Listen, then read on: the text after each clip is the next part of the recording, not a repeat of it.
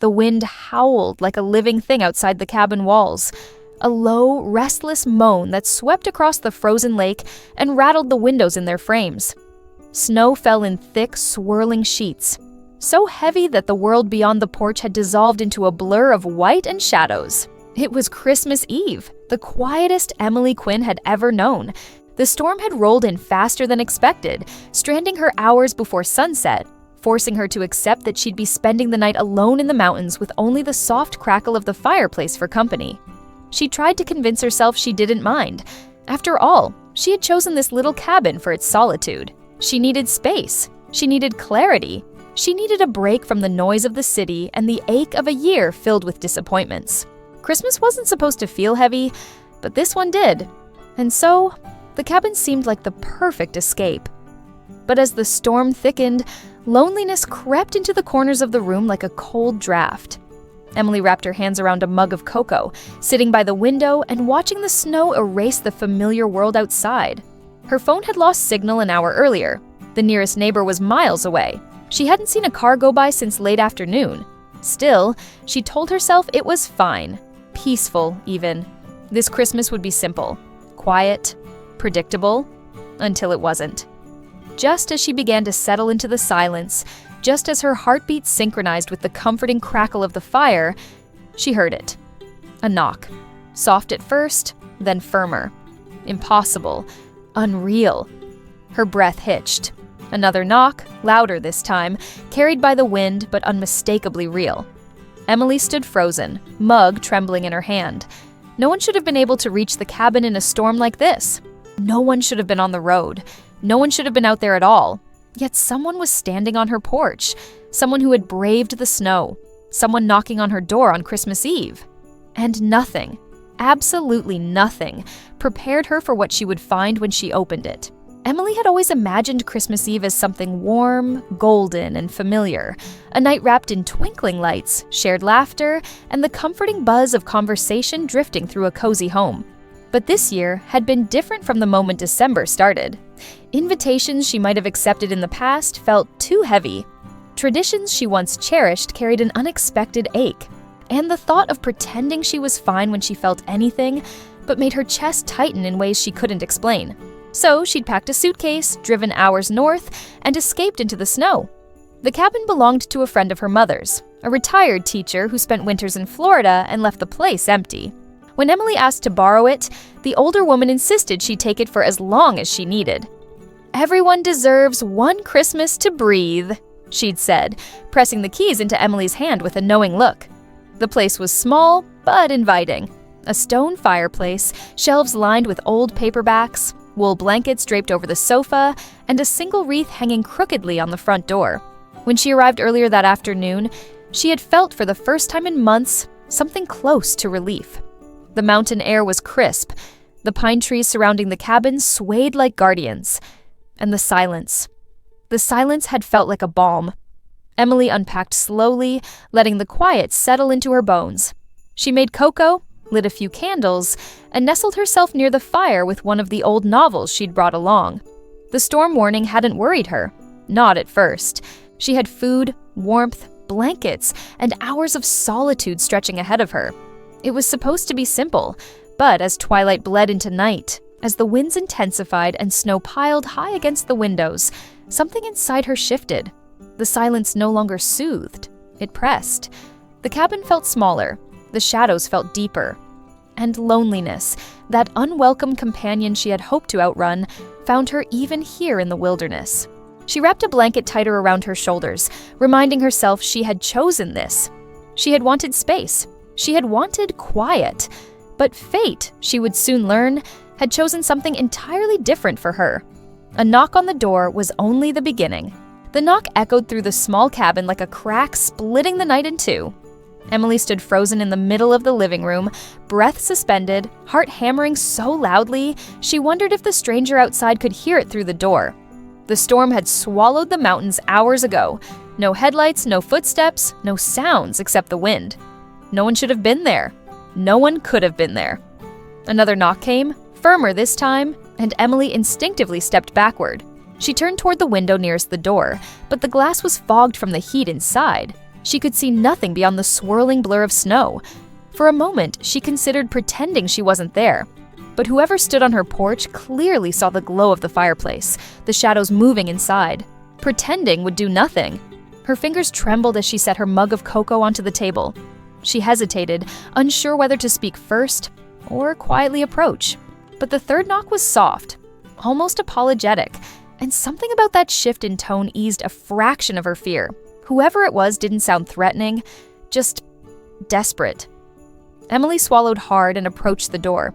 She placed her hand on the knob, then stopped. What if the storm had pushed someone off the road? What if they needed help?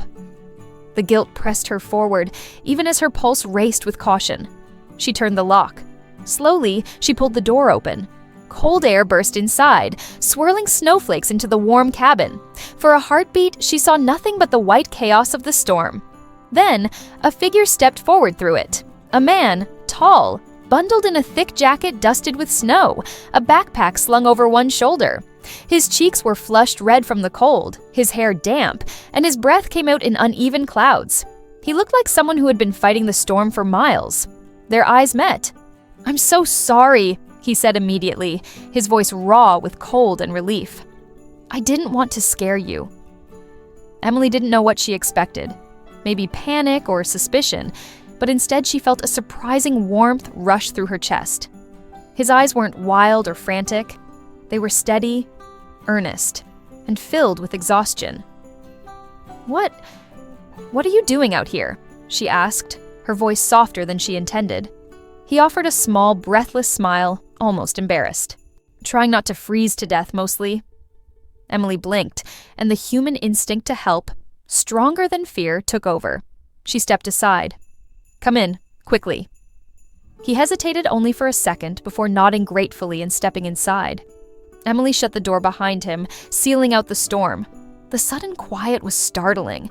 The man stood dripping melted snow onto the entryway rug, breath still shaking from the cold. "You're soaked," Emily said, stating the obvious. He gave a weak laugh. "That tends to happen when the wind decides to throw ice at your face for an hour straight." "What happened?" she asked. He shrugged off his backpack and set it gently on the floor. "My car skidded off the road. Engine died. I tried calling for help, but there's zero signal up here. I saw your chimney smoke from a distance and followed the trail." He rubbed his hands together, wincing slightly. "I'm really sorry to barge in. I know this cabin looks like it belongs to someone who came here specifically to avoid strangers." Emily blushed, because he was right, and because hearing it aloud made her realize how strange this situation must look from the outside. "It's all right," she said. "Really? I'm just glad you made it to the porch before the storm got worse." "Me too." For a moment, neither of them moved. The cabin felt impossibly small with another presence inside. Emily wasn't used to unexpected company, especially not on a night like this. Still, she found herself stepping closer. "You must be freezing. Sit by the fire," she said. "I'll get you a towel." He nodded gratefully and dropped into the armchair closest to the hearth. Emily retrieved a towel from the linen closet and handed it to him.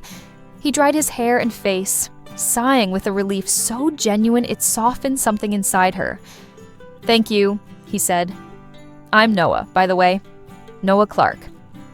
Noah. The name suited him.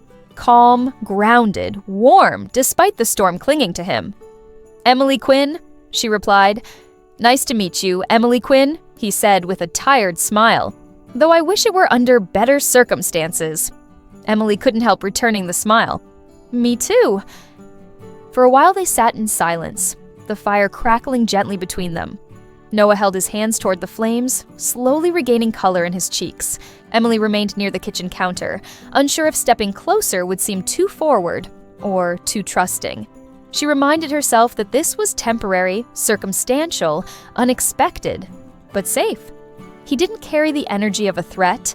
He was just a man caught in a storm, grateful for warmth and shelter. After a few minutes, Noah cleared his throat. "If you have extra blankets, I can sleep on the floor. I don't want to take your bed or anything. Just enough to stay warm." Emily blinked. "I wasn't thinking about sending you back out into the snow, if that's what you're worried about." "Good," he said, relieved, "because I'm not sure I'd survive it." A soft laugh escaped her, unexpected and genuine. The sound made Noah smile lightly, as if he hadn't expected her to laugh in his presence. Her cheeks warmed, and she looked away, suddenly aware of the strange intimacy of two strangers sharing a tiny cabin in the middle of nowhere on Christmas Eve. "I'll make you something warm to drink," she said, turning toward the kitchen. "Is that an offer or an order?" he teased softly. "Both," she replied before she could stop herself. He chuckled, and the sound settled comfortably in the room. Emily tried to ignore the unexpected warmth stirring inside her as she prepared cocoa. She felt lighter, as if Noah's arrival had shaken loose a loneliness she hadn't realized had settled over her heart. When she handed him the mug, he looked at her with gratitude so sincere it made her breath hitch. "I owe you," he said quietly. "More than you know." "You don't owe me anything," she replied. "Anyone would have helped." "No," he said, shaking his head. "Not anyone." Emily opened her mouth to respond, but the words tangled in her throat. Instead, she busied herself with straightening a blanket on the couch, anything to avoid the unfamiliar flutter in her chest. Noah watched her carefully, not in a way that made her uneasy, but in a way that suggested he was trying to understand her, trying to interpret the woman who had just opened her door to a stranger in the middle of a blizzard. As the fire warmed the room, Emily found her voice again. "So, where were you headed?" Noah hesitated. Something flickered across his expression. Fleeting, subtle, gone before she could define it. "Just wandering, I guess," he said. "Needed space, needed air." Emily nodded slowly. "Me too." Noah studied her, curiosity deepening. "Christmas isn't too kind this year?" She exhaled, the truth slipping out easier than she expected. "It's been a lonely season, and I didn't want to pretend it wasn't." He nodded with a quiet understanding she didn't expect. "I get that more than you know." Their eyes met again. This time, neither of them looked away. Something delicate, unspoken and unfamiliar settled between them, like a snowflake landing softly before it melts. A connection. A question. A beginning she never saw coming. And as the storm raged outside, as the warmth between them grew in small, steady sparks, Emily realized something. The knock that shouldn't have happened might have arrived exactly when she needed it most. Morning arrived muffled in silver, as if the storm were still whispering secrets outside the windows. Emily woke with the faint scent of wood smoke and the memory of Noah's steady breathing by the armchair. For a moment she lay still, listening to the cabin. Its familiar creaks, the soft tick of the clock on the mantel, the way the curtains shivered as wind passed. The world felt intimate and private, as if a bubble had formed around the two of them and sealed out everything unnecessary. She dressed quietly, pulling on a sweater and tucking her hair into a messy bun, careful not to wake him. But when she stepped into the kitchen to start a fresh pot of coffee, she found that he was already awake, standing by the window with his hands pressed to the glass as if he were trying to hold the outside at bay. "Morning," she said softly. He turned, and his face brightened with a small, grateful smile. "Morning. I didn't mean to oversleep the couch like some sort of guest who takes up your entire living room." "You were exhausted," she replied, pouring coffee into 2 mugs. "You were out in a blizzard. Anyone would be." He accepted the mug with both hands, its warmth seeping into his palms. They moved in the small kitchen with an easy rhythm. 2 people who had met suddenly and found surprisingly a cadence. He stirred sugar into his cup and sighed. "Thank you for letting me stay. I know it was unusual." "You would have frozen if I hadn't," she said with a small, teasing smile. "So maybe it was the more logical choice." He laughed, and the sound made the kitchen feel less cavernous and more like a place meant to be inhabited. For a few minutes, they simply drank coffee and watched the snow outside, letting the quiet do its work. When the initial awkwardness softened, conversation began to unfurl, slowly, gently, like threads of a new scarf being knit. "Why were you out here, really?"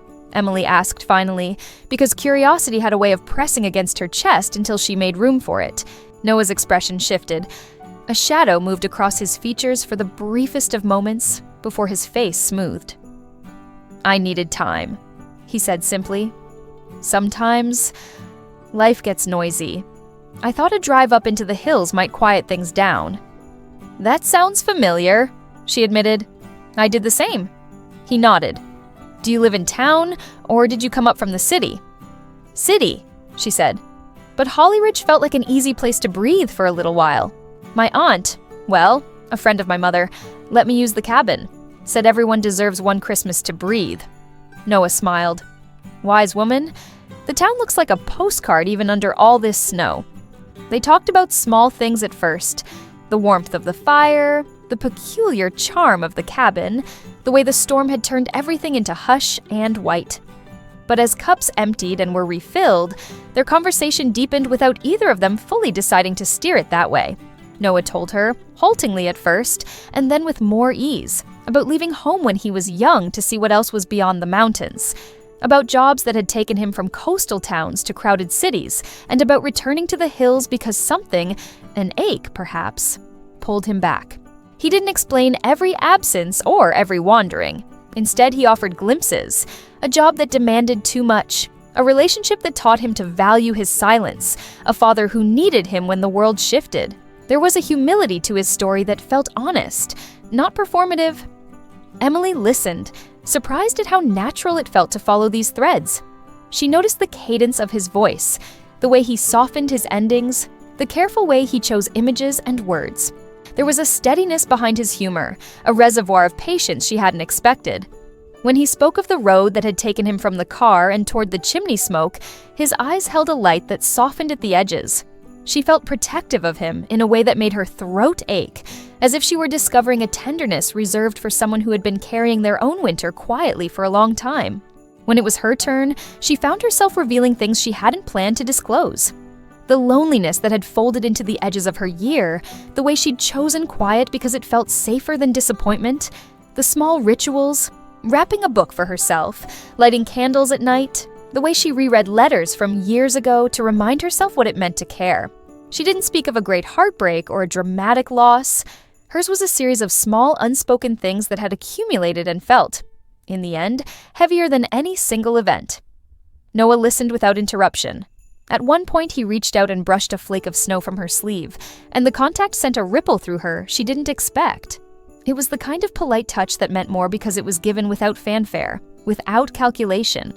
"You're gentle in a way that seems intentional," he observed quietly, "like you hold things carefully." She smiled, half embarrassed. "I try." "Keep trying," he said. "The world could use more gentle." There was a pause, and then they both laughed. Light, easy, the kind that settles into the bones and loosens something.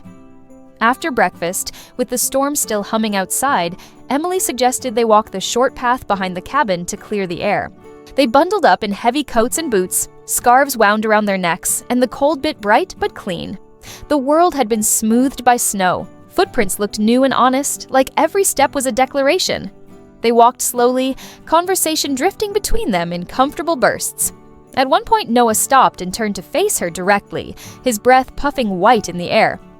"Can I ask something a bit forward?" he said. "You already barged into my cabin last night," she replied with a grin. "I think you have earned the right," he smiled. "What do you want when you picture the next Christmas? No pressure, just what feels like home to you?" She considered, watching snowflakes collect on his lashes. "Being with people who notice the small things. A dinner table with laughter that gets messy, someone who holds my hand when I'm nervous, and a place that doesn't ask me to explain every quiet feeling." Noah nodded, as if receiving a gift. "That sounds like a beautiful answer." "And you?" she asked. He looked at the distant horizon where the trees met the sky. "I want nights that aren't just about surviving. I want to come home to someone who knows where I am, without me having to announce it. I want soft mornings, a neighbor who brings extra sugar when you're out, and someone to make soup with when the weather traps you in." Their answers were simple, ordinary even, but the way they shaped themselves around each other felt intimate. It was as if two half-answered questions had found matching punctuation. When they returned to the cabin, a faint light bled through the window, the sun attempting to break through the clouds. For the first time since the storm began, the world felt less forbidding and more like something they could walk through together. Back inside, with the kettle singing and the remains of last night's fire coals glowing, they settled into a companionable silence. Noah pulled a book from the shelf at random and read a passage aloud, an old sentimental paragraph about winter and small mercies. Emily listened, her head tilted, and felt the warmth of his voice settle in the spaces that loneliness had occupied. By evening, the storm had relented to a steady snowfall. The roads were still impassable, but the danger had passed, replaced by the hush of a world coming to rest. Over dinner, simple soup, bread, and a slice of the pie she'd found in the freezer, Emily and Noah traded stories. Embarrassing childhood moments, small disappointments that later became funny, favorite holiday memories. At some point, the conversation quieted into a comfortable hush. Noah reached across the table and lightly brushed his fingers against hers, testing the connection. A small exam of proximity. It was discreet, not dramatic, an exploration rather than a declaration. Emily felt a current run through her at that touch, a warmth that seemed to bloom and spread. "I don't want this night to be the only time we share like this," Noah said suddenly, earnest and a little vulnerable. "I know we hardly know each other, and you have your life, your city, your friends, but would you want to keep in touch? Maybe when the road's clear, I could walk into town and see you again. If you wanted that?" Emily thought of her packed suitcase, of the life waiting in the city, of the comfort she had been avoiding by coming here. She thought of the way his voice had smoothed the rough edges of the last few days, of the ease it took to tell him things she had kept quiet for years. She set down her spoon and met his gaze. The answer felt both obvious and brave. "I'd like that," she said. "Yes." Noah's face relaxed into a smile so warm, it felt like the beginning of the thaw. They sat there, hands nearly touching on the table, and watched the snow fall outside. Two strangers who had found a small, careful foothold in each other's lives. Outside, the storm's white curtain continued to descend, but inside the cabin, a different weather had arrived, an easy, gentle warmth that promised to linger. The morning after their agreement to keep in touch arrived with a brittle, pale sun that made the snow glitter like strewn sugar. The world felt scrubbed clean. The air had that sharp clarity that follows a storm. And Emily moved through the cabin with a small, contented attention she hadn't expected to feel. Noah was already up when she padded into the kitchen, this time sweeping the hearth, humming under his breath as if he had always belonged to this quiet chore. Seeing him there, ordinary and steady in the light, she felt that small, hopeful warmth grow again. They made a ritual of the morning. Coffee, a leisurely breakfast, the easy sharing of mundane plans. Noah told her about a mechanic 2 towns over who might tow his car once the roads open. She promised to ask around in Holly Ridge if anyone had a truck. Small, practical things knitted them closer. Language of care that had less to do with romance's grand declarations and more with the quiet logistics of looking after another person. When the first thaw of the day loosened the snow's grip on the trees, they bundled and walked toward the short path that led down from the ridge to the lane. Their breath steamed side by side, their boots left matching depressions that filled slowly with fresh powder. It felt natural to take each other's rhythms, to fall into the gentle cadence of 2 people learning a new conversational map. They laughed over a shared memory, his of a canoe that tipped spectacularly in college, hers of a high school choir recital where she'd forgotten the lyrics and improvisation had saved the day, and the sound of their laughter dissolved into the landscape. Word of the stranded stranger had traveled faster than either expected. As they passed the post office, Mrs. Hanley, the town's postmistress, poked her head out and called a breathless, amused greeting that turned into an invitation. "Coffee and gossip," she declared, eyes twinkling. "Come in, we'll warm you up and hear how you survived the blizzard." Inside, the post office smelled of paper and the lingering sweetness of cinnamon from the shop next door. A few locals clustered by the counter, murmuring about tree lighting and who won which pie at last year's bake-off. Noah introduced himself properly, cheeks still flushed, and Emily watched him with that quiet pride that felt surprising and fierce. He answered questions politely, deflecting the curiosity about how he'd ended up on her porch with a practiced humility that made the townspeople lean in, charmed. "Where are you from, then?" asked Mr. Collins, the oldest regular, leaning on his cane like a captain who had seen too many winters. "Noah Clark," he said, meeting the man's gaze directly. "I was born here, left for a while, but I'm back for now. Bit of a rough night getting home. He gave a small, rueful smile. "Well, you picked the right house to knock on," Mrs. Hanley said warmly. "Emily's the sort to feed you stew and tell you stories until your toes thaw." Emily felt her cheeks bloom with color at the compliment and shifted slightly, pleased and embarrassed in equal measure. As the morning softened into afternoon, word spread farther. The general store closed early to help clear the road. The mechanic in town volunteered to check Noah's car once a tow could reach the ridge. Invitations to meals and offers of blankets arrived as if by magnet. Strangers extended kindness with the small-town efficiency of practiced generosity.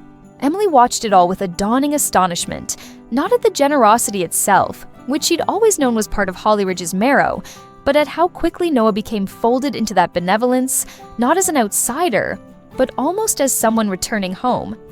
Later, as they walked back toward the cabin under an early dusk, Noah took her hand, brief, casual, but certain, and squeezed it. "Thank you," he said simply, "for opening your door." She squeezed back. "Thank you for knocking." That evening, their conversation returned to a question neither had truly answered, the thing each had been running from. Stakes butted into the room when they touched on the edges of their pasts, old griefs, choices that morphed into regrets, the small betrayals of time. Emily spoke of a year that had scraped her raw, a job that asked too much and gave little in return, a relationship that had been more about timing than compatibility, a string of disappointments that had made the idea of celebration feel risky. Noah listened, his face softening in all the places where sympathy and recognition touched, and when he finally offered his own story, it landed differently than she'd expected. Not as a long confession, but as a short, blunt account of being uprooted by duty and circumstance. "My sister got sick the year I left," he said, almost as if naming it aloud made it smaller. "I went where work was. I thought I could come back later. It never worked that way. People forget the small-town calendars. Life moves on." "You thought you could come back later?"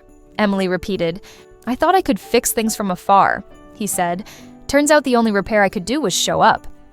His voice was quiet, edged with the kind of regret that was not theatrical, but factual. He looked at the fireplace, and the light caught in his eyes. "I'm trying to do that now." There was a weight to those words that matched something she recognized in herself, the desire to unburden, to make a place where present choices fit more kindly to the shape of the heart. They sat long into the evening, a kind of companionable hush, reading aloud from a ragged paperback by turns, exchanging sentences that landed like small gifts.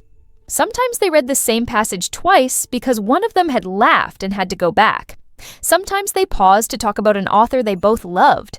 Little habits knitted, the way Noah folded a napkin, or how Emily preferred her tea with just a touch of lemon. It was the small domestic intimacies that began to feel like the scaffolding of something steadier. Rituals that said, without rhetorical flourish, that one person might be present for another in ways that mattered beyond a single night. On the third day, when the tow truck finally came and the roads cleared enough for travel, folks assembled to help get Noah's car down the ridge. There was laughter and coordinated bustle as a handful of neighbors stacked logs into his trunk, packed food into containers, and offered up sharp advice about when to replace tires. Emily stood by the porch, watching as the man she had come to know as sudden company became a neighbor with a history and a future. Before he left, Noah took her hands in both of his and looked at her in a way that stripped away small talk. "I'll come back," he promised. "Not just to check on the car. I mean, if you'll let me, I'd like to learn the route to your favorite bakery, to meet the people you care about, to not be the guy who knocked on the wrong door and walked away." She considered, something warm uncoiling beneath her ribs. There was a fear that settled alongside it, the worry that this feeling was only part of the magic of shelter and forced proximity, that once the roads cleared, the world would insist on being more practical than poetic. But just as quickly, the thought that he might not return felt darker, like losing a small, promising thread she'd only just found. "I'd like that too," she said, and meant it in a way that startled her with its clarity. He leaned in then, just a whisper's breadth, and kissed her on the forehead, a gentle, reverent thing that felt like a promise more than a possession. The gesture carried with it a tenderness that required no ceremony. It settled over her like a warm shawl, and when he finally stepped into the truck and the engine coughed to life, she waved until he was a small figure swallowed by motion and distance. The week that followed unfurled like a series of soft, deliberate choices. They texted carefully at first, then with more insistent frequency, each message a small beam to hold the space between them. Noah visited when he could, sometimes with soup in a thermos, sometimes with a crooked novel he thought she'd appreciate. Emily found herself rearranging small parts of her week to leave room for him. An errand near the store, an extra coffee to share. Their friendship, which had begun under the wild card of a blizzard, became intentional in the way two people decide to tend a garden. With patience, with small acts, with the willingness to show up. Yet there were moments when doubt crept in, the old reflex to protect a heart that had known the flat ache of disappointment. What if his return was temporary? What if he patched what he wanted and then drifted away? She kept that worry folded in the back of her mind, manageable and small, like a stone in a pocket.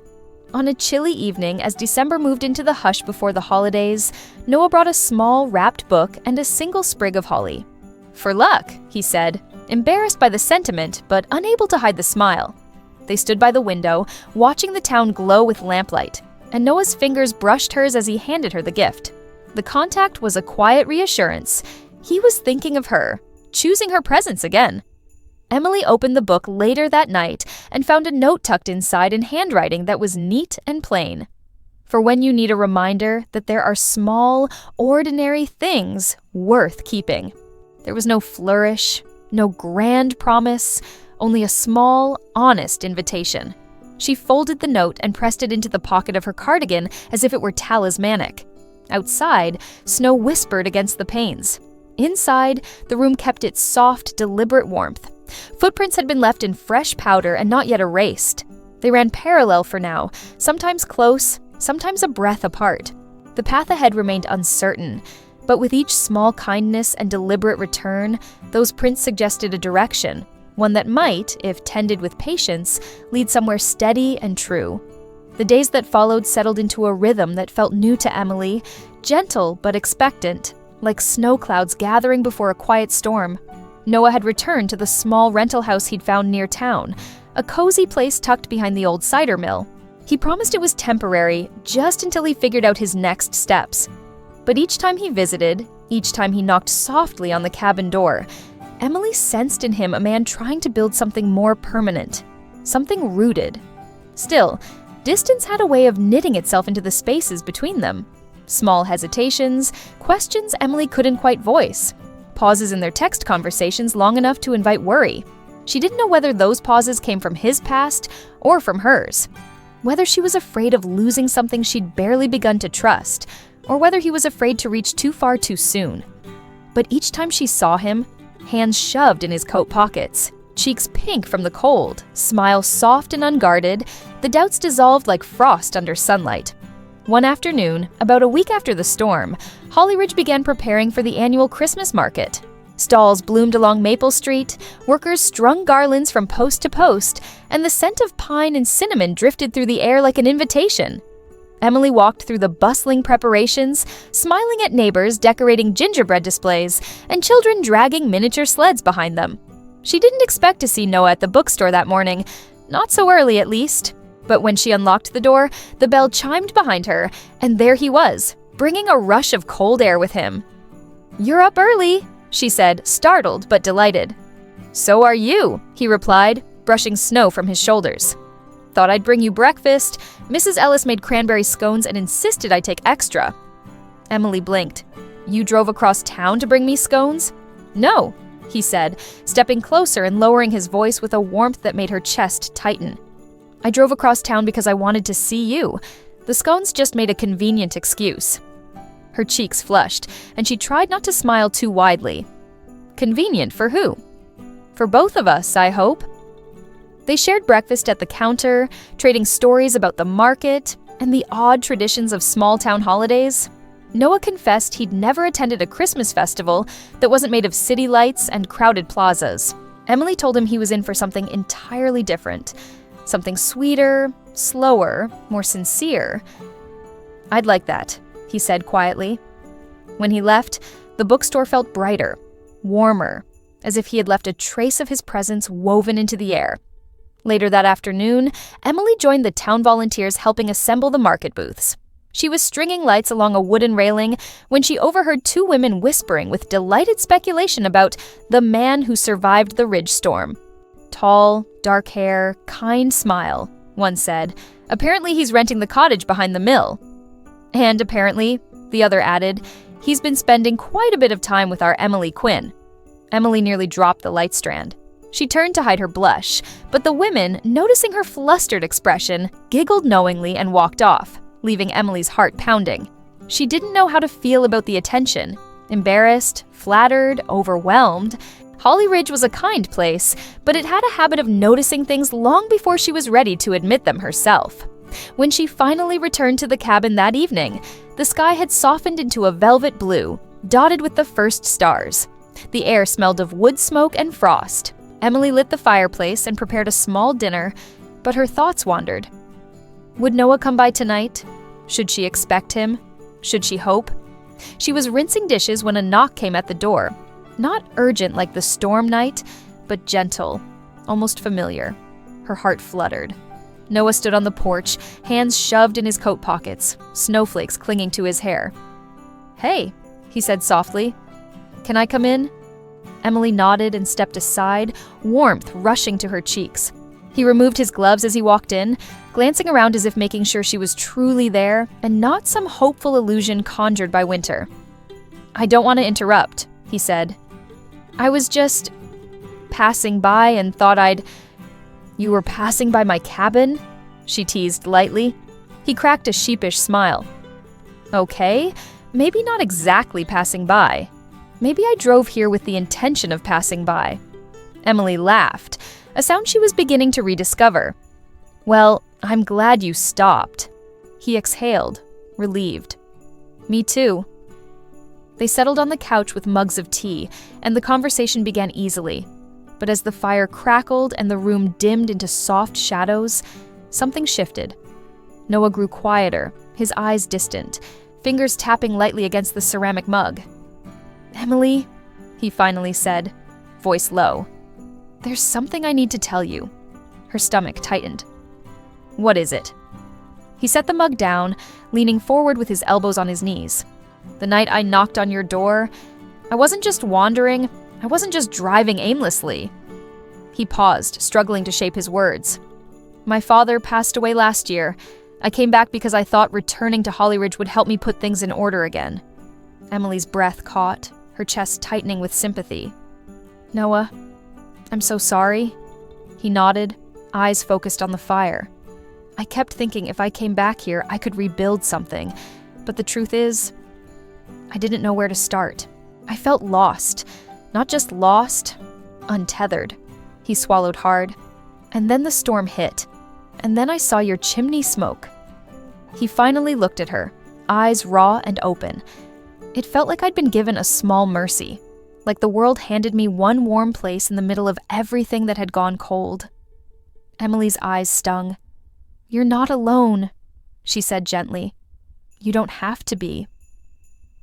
Something in him loosened, softened. He reached out, hesitating, fingers hovering near hers. "Emily, I don't want to move too fast. I don't want to assume anything. But these days with you, they've been the first time in months that I felt like I could breathe. And I don't take that lightly." She placed her hand over his, grounding the moment. "I don't either." His shoulders dropped, relief and gratitude blending into something tender in his expression. "I'm trying, Emily. I'm trying to be someone steady. Someone who doesn't disappear when it gets hard."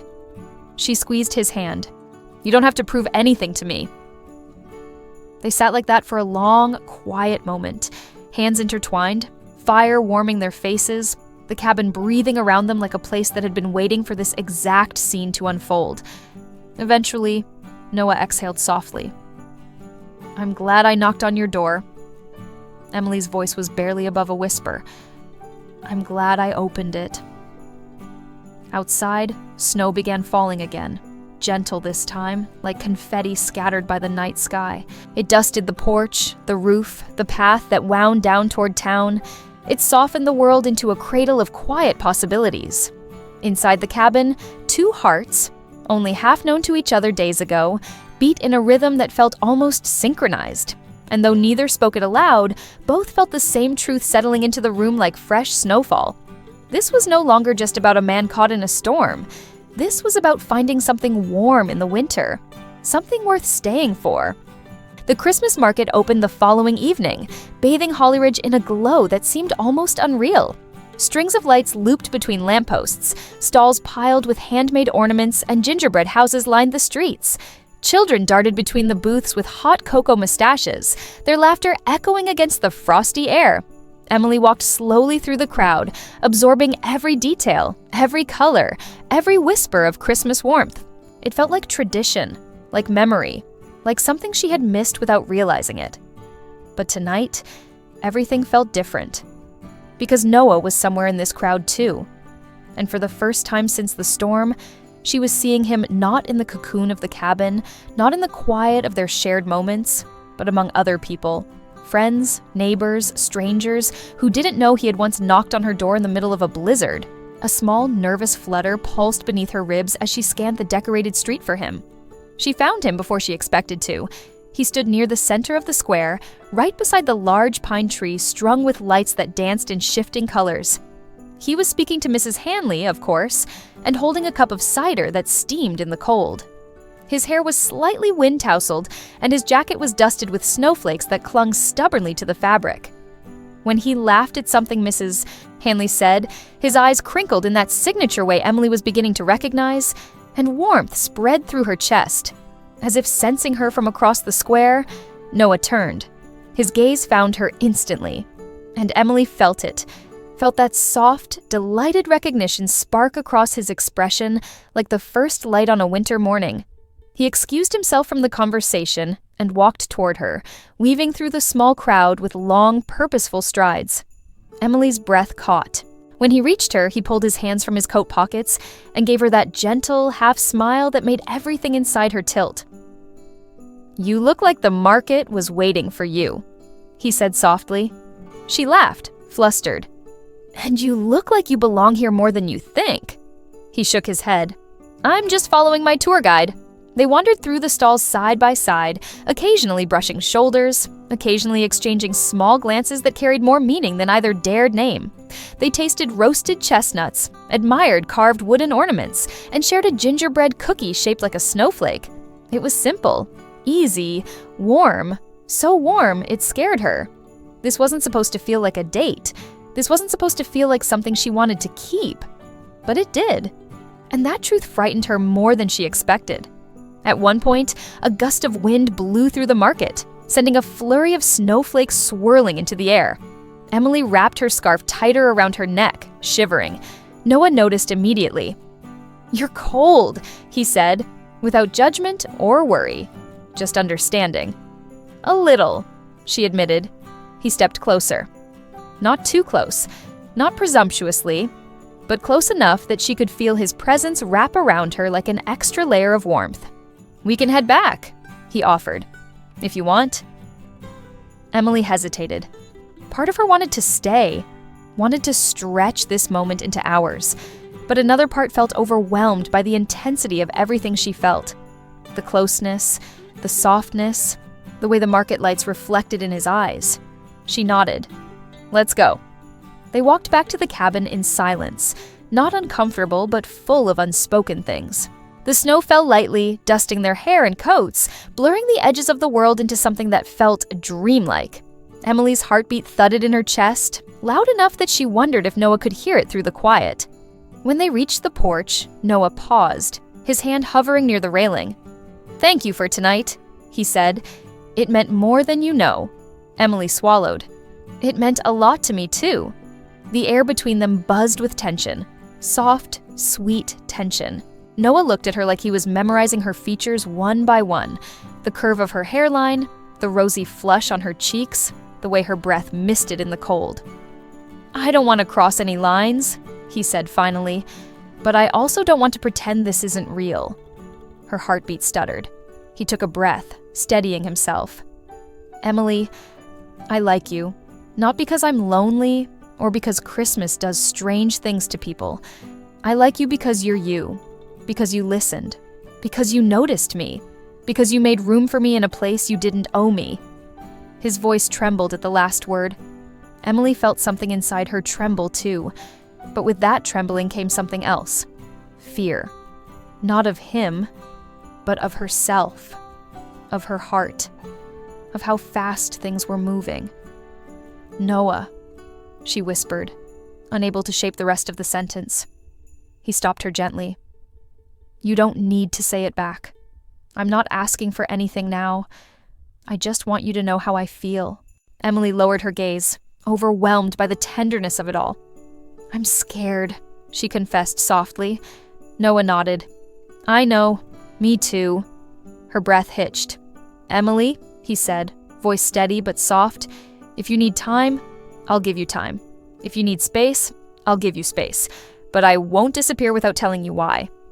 Those words, simple, promised, intentional, struck her deeper than she expected.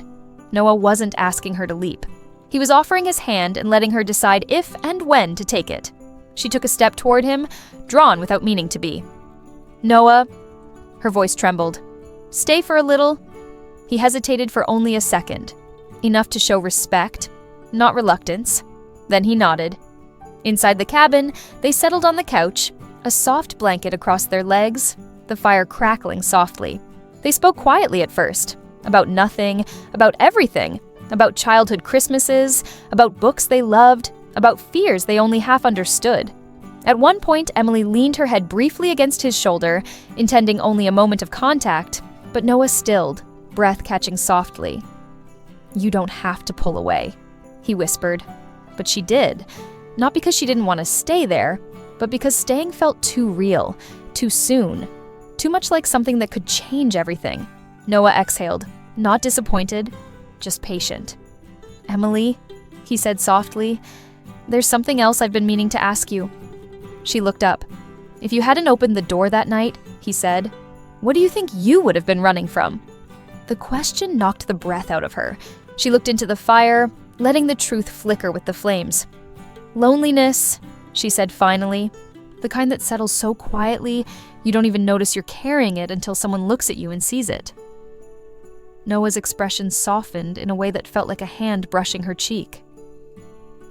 "Emily," he said quietly, "I see you." Her throat tightened. "And I see you too," she whispered back. Silence enveloped them, not empty, but full of something blooming, something fragile and new. Noah reached forward, lifted her hand slowly, and pressed a gentle kiss to her knuckles, soft, reverent, grounding. It was a touch that didn't demand anything, a touch that simply waited.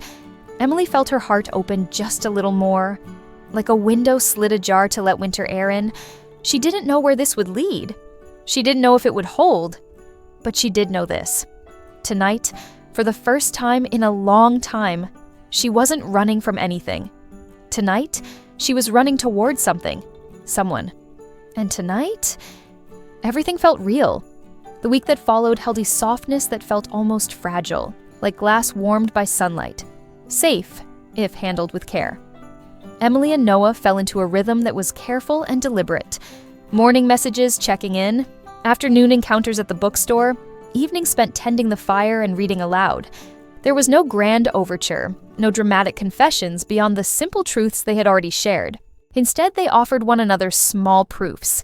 A thermos of soup left at the cabin door, an extra loaf of bread handed over on a rainy afternoon, the patient answering of questions about old hurts that might otherwise have gone unspoken. Yet beneath that careful tenderness, the world still hummed with complexities that could not be quieted by knitted scarves or slow cups of tea. Emily found herself wrestling with practicalities no one had warned her feelings might bring. Meetings she couldn't miss in the city, friends who expected plans she could no longer ignore, a landlord who wanted answers about rent, and a job that had become a quiet pressure pressing at the edges of her days. Noah, too, carried his own tangle. Repairing his car, arranging to see his sister, sorting through legal forms tied to his father's estate.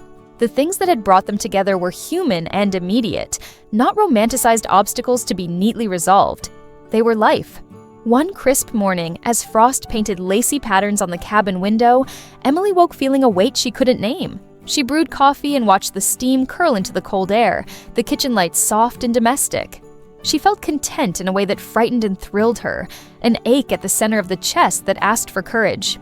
That morning, a letter arrived for her by post, simple, stamped, addressed in a hand she recognized from many small notes in town. It was an invitation to a holiday fundraiser in the city, the kind of event she'd once attended without thinking twice. It was also, she realized, a marker of the life she'd paused to breathe. When Noah knocked that afternoon, cheeks pink and hair still rimed with frost, she felt the moment pivot. He stepped inside and shrugged off his coat, and they stood for a second, both smiling, both aware of something that demanded conversation. "I talked to the mechanic," he said, matter of fact. "He thinks the car will be fine after a tune. I can head down tomorrow if you want me to help with errands. I'll bring rope and a tarp just in case the roads get stubborn." She laughed, partly from the incredulity that he continued to manage logistics with such calm, and partly because his offer felt like a gesture of belonging. "That would help. Thank you." He hesitated, then sat at the kitchen table and looked at her in a way that felt like the prelude to something important. "Emily," he said, voice steady, "I know you have work in the city.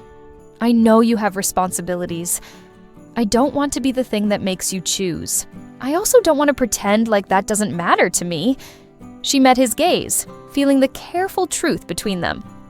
"I want this, Noah," she said. "But I also don't want to be careless. I'm trying to balance things. Work, life, the people who need me. I don't expect you to rearrange your life for me."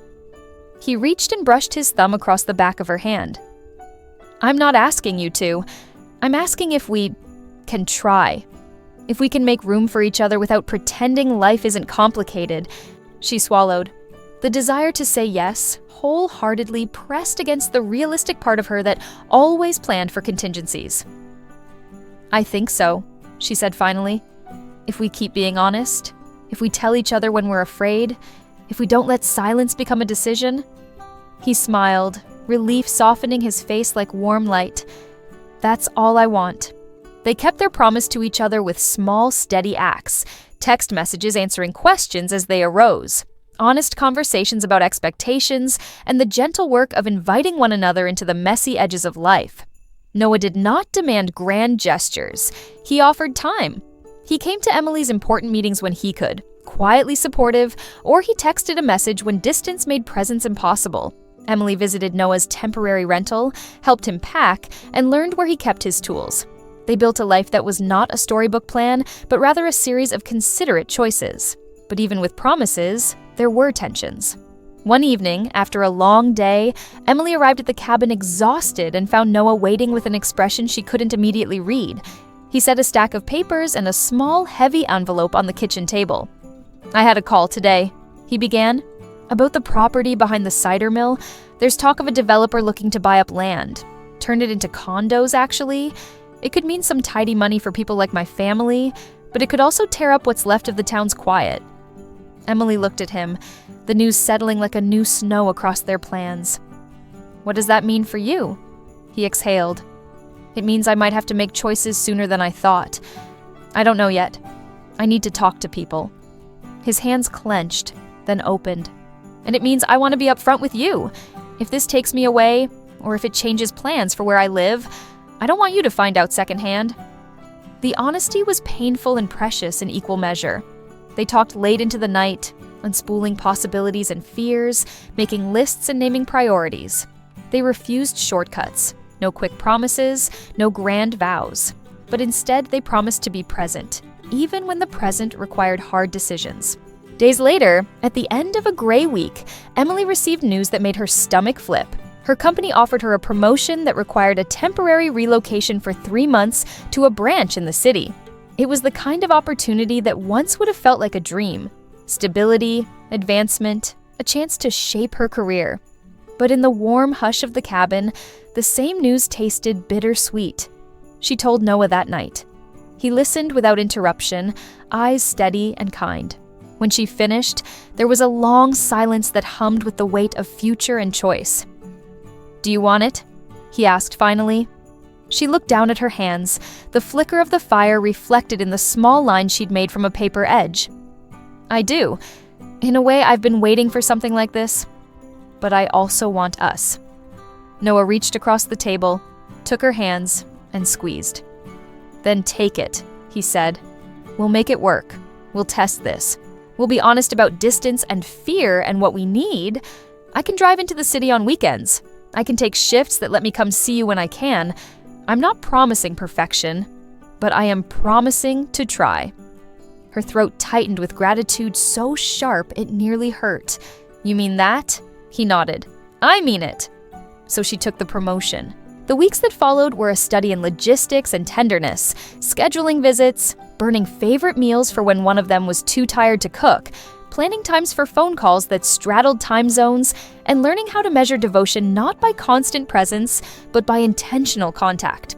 They discovered the resilience of small things, texts that began a bad morning with a laugh, the way a voicemail could hold warmth for the entire day, the magic of a weekend when Noah arrived at dawn with coffee cups and a mischievous grin. There were hard nights, to be sure, mornings when she woke to the silence of an empty bed and felt the ache of distance, or afternoons when his absence was a serrated thing at the edge of her day. And there were triumphs. First, they celebrated together across a screen, a dinner they shared over a video call, a surprise visit that left a trail of laughter and footprints across the cabin floor. On the morning she left for the 3-month assignment, Holly Ridge shone as if pressed beneath glass and light. Neighbors waved, offering hand-knit scarves and good wishes. Noah walked her to the car, the chill in the air making their breath white, their hands warm when they clasped. There was no grand speech, no theatrical goodbye, only the careful, honest words they'd promised each other. "Come back," he whispered. "I will," she said. "And you come see me." They embraced, not clinging, but intentional, holding enough to know they were remembered, not to hold the other hostage.